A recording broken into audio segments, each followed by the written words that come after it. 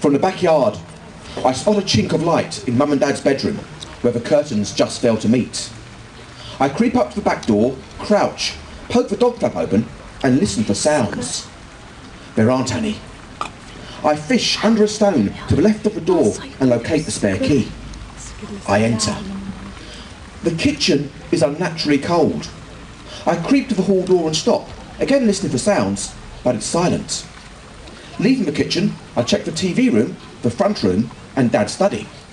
They're all empty and all as cold as the kitchen. Coming out the study, I notice something strange. There's a chessboard in one corner. It's carved out of marble, 4 inches thick. I played a game with Dad on its smooth surface just a few days ago.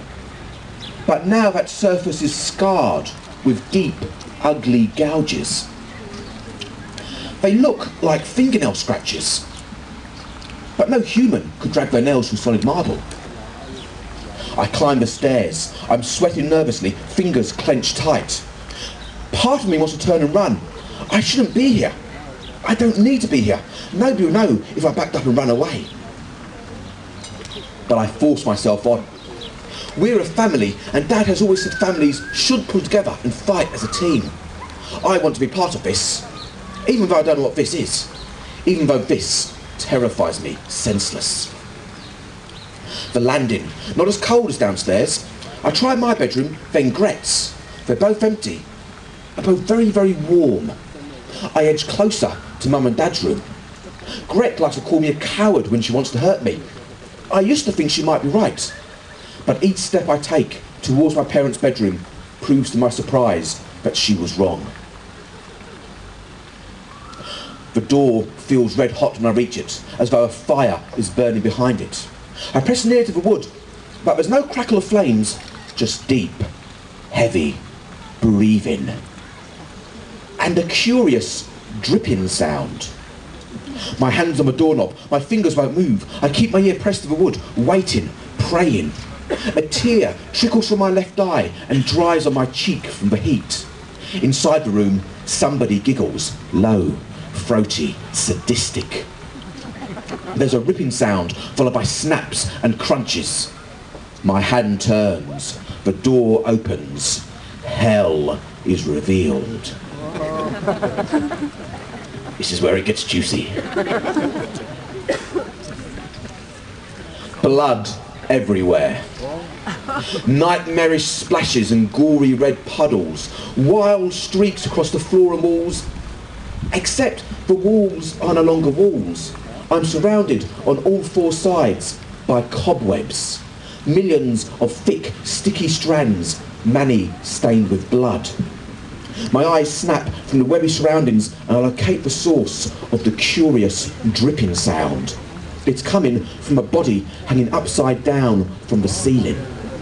The head has been chopped off and blood drips to the floor from the gaping red O of the neck. But even without the head, I recognise him instantly and scream his name out loud. Dad! That's my favourite moment. To my left, an obscene creature spins around and snarls. It has the body of a very large dog, but the head of a crocodile. Beneath it, motionless, Mum, or what's left of her. There's a dreadful howl to my right. It's Gret, sitting on the floor, staring at me, weaving sideways, her face pale, except where it's smeared with blood. I start to call to her, but then she half turns and I realise she's been split in 2. Something is behind her, in the cavity at the back, moving her like a hand puppet. The something pushes Gret away. It's a child, but no child of this world. It has the body of a 3-year-old, but a head much larger than any normal human's. Pale green skin. No eyes, instead small balls of fire flicker in its empty sockets. No hair, yet its head is alive with movement. As the hell child advances, I see that the objects on its head are cockroaches, living and feeding on its rotting green flesh. The crocodile dog moves away from Mum and closes in on me. I can't move. Fear has seized me completely. I look from Mum to Dad to Gret. All red, all dead. Impossible. This isn't happening. A bad dream. It must be. But even in my very worst nightmare, I never imagined anything like this. I know that it's real, simply because it's too awful not to be. The monsters are almost upon me. The croc dog growls hungrily. The hell child grins and raises its hands. There are mouths in both its palms full of small, sharp teeth. Then, as I'm staring with horror at the hellish creatures, out of the shadows, somebody speaks. Oh dear, what have we here? A man slides out from behind a clump of webby strands. He has pale, blood-stained, lumpy skin. His hands are mangled, bones sticking out of his flesh, one finger melting into another. Strange red eyes. There's a jagged hole in the left side of his chest where his heart should be. I can look clean through it. Inside the hole, instead of a heart, are dozens of tiny, writhing, hissing snakes. The hellchild shrieks and reaches towards me. The teeth in its small mouths are eagerly snapping open and shut. But before it can bite, the heartless monster points at it and says, "Stop, artery." Then the monster steps towards me. Except no, he doesn't step. He glides. His feet don't touch the floor. He's somehow hovering in the air. The croc dog barks savagely, its reptilian eyes alive with hunger and hate. But again, the heartless monster intervenes. "Hold, Vane." He comes closer, closer, then stops and studies me with his unnatural red eyes.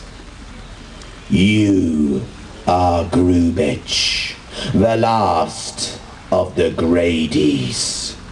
You should not be here. Your parents wish to spare you this heartache, to protect you from the cruelties of Lord Loss and his demonic familiars. They were good, loving parents. You will miss them, Grubitch, but not for long.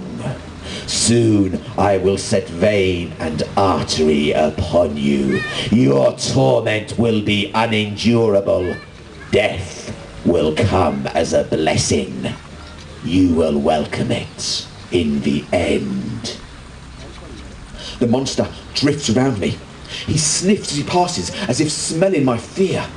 I finally find my voice and gasp. "What are you?" "The beginning and end of your greatest sorrows." I gaze around the room of bloodshed with horror and cry out to the dead, begging them for help. "Mum! Dad! Gret!" The heartless demon shakes his head. "They cannot help you now. They are gone from this life forever.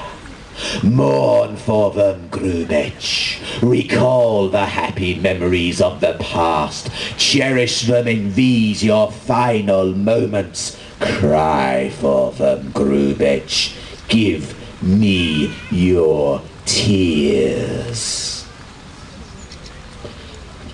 He smiles hungrily and reaches for my face. He brushes his mashed together fingers across my left cheek, just beneath my eye, as if trying to charm tears from me. The touch of his moist, rough, sticky skin repels me, and without thinking, I turn my back on the hell of my parents' bedroom and run for my life. Behind me, the monster chuckles, then says, "Vein, artery, he is yours." With vile, vicious yaps of delight, the creatures give chase. And you'll have to read the book to find out if they catch up.